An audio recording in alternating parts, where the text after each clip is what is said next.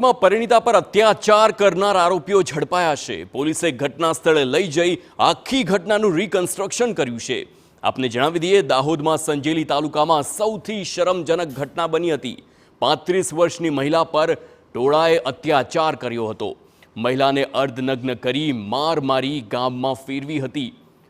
તો સાસરી પક્ષના લોકોએ પણ અર્ધનગ્ન કરી માર માર્યો હતો।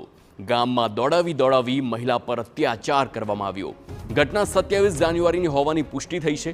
મહિલાના વિડીયો સોશિયલ મીડિયામાં વાયરલ થયા હતા અને અત્યાચારની આ માહિતી મળતા જ ડીવાયએસપી ગામમાં પહોંચ્યા અને તાત્કાલિક મહિલાને બચાવી લીધી।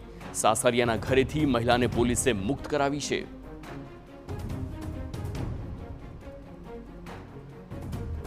ટીમળ ગામે જે મહિલા ઉપર માર મારતો જે સોશિયલ મીડિયામાં વિડીયો વાયરલ થયો હતો, જેના કારણે જે મહિલા ઉપર અત્યાચાર થયો તેવું સામે આવ્યું છે। પોલીસે હાલ તો જે આરોપીઓ છે તેમને ઝડપી પાડ્યા છે। 4 જેટલી મહિલાઓ જે ઝડપી પાડી છે તેઓને જેલના હવાલે કરી દીધી છે।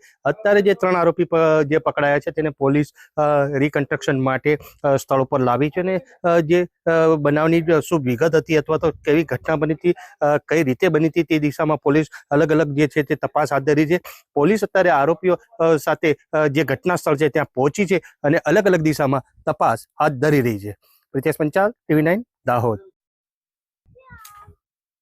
તો દાહોદની આ ઘટના, તેના ઘેરા પ્રત્યાઘાત અને પડઘા આખા ગુજરાતમાં પડ્યા છે। ચર્ચા આખા ગુજરાતમાં થઈ રહી છે।